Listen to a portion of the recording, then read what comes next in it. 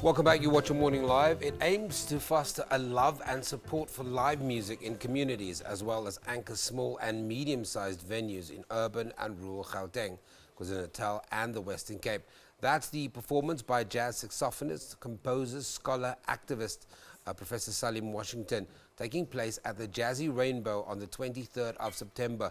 Professor Washington joins us from our Durban studios to tell us more about the upcoming performances. Professor, good morning. Thank you very much for joining us on Morning Live. Let's maybe talk about this love to want to foster a support for live music venues in South Africa. And I think that's very, very important because it's such a topical discussion at the moment in making sure that the creative economy flourishes. I think that's very, very important. Here in Durban, we have so many talented musicians, young and old. And it's important that we find venues, viable venues for them to perfect their craft, because musicians have to grow up in tandem with audiences. Talking about kind of love for music and reflecting on your own life and where music has taken you, as part of what you want to foster and develop is also that music is a viable career opportunity. It's a viable profession. Absolutely, absolutely. I've traveled pretty much the entire world thanks to music, and I've been able to meet some of the most fascinating people I know. And so it's a wonderful career option for someone who's not allergic to hard work and commitment. Take me back to growing up and what music meant to you, because you grew up in the projects of Memphis, Tennessee. And how would you describe your childhood and developing this love with something that would define your space? Well, music was very important.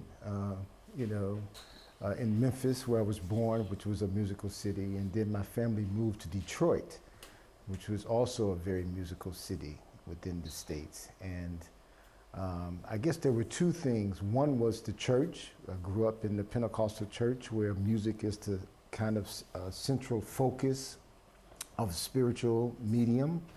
But also, I was drafted into a gang as a youngster in Detroit. I lived in a very violent neighborhood. And it turned out that the leader of the gang was a trumpet player. And he got me into playing trumpet. And it was soon discovered that I had much more talent for music than I did for the gang life. And so I was excused from it, even though that was against the rules of that neighborhood. So music, in a way, kind of saved my life at a very early age. But it also opened me up to philosophical questions, to political questions.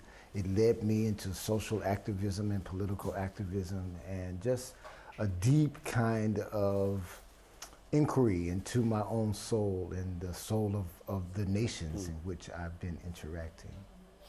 And are you taking that interaction to a new level by staging these various workshops and performances, especially with your quartet, the Salim Washington Quartet?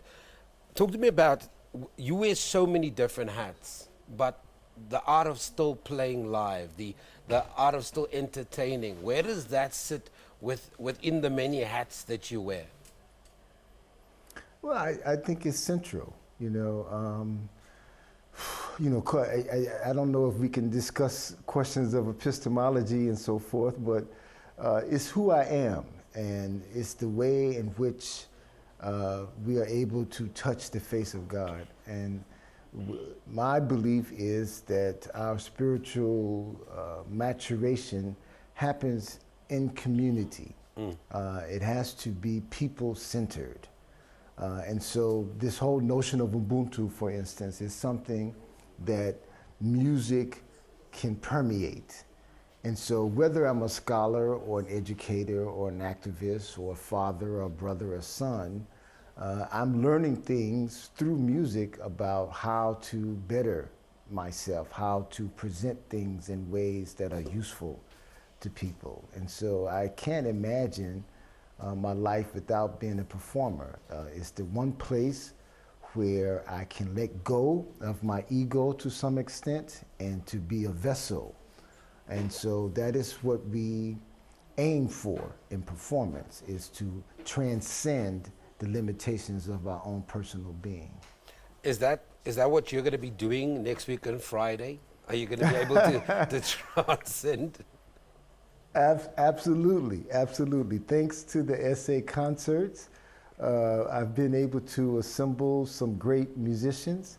I have a musical dream in which the jazz ensemble would be augmented by South African choir and by a string section and by a Pan-African percussion ensemble along with a male and female poet. Wow. This is a rather grandiose dream and somewhat impractical, but I've been able to do parts of it. So we've added the South African voices to the jazz ensemble, and this Friday at the Jazzy Rainbow we'll be adding a string quartet. So we're taking steps toward my ultimate musical vision, which is something that I think will allow me to express myself in a way that can encapsulate 40 years of dealing with music.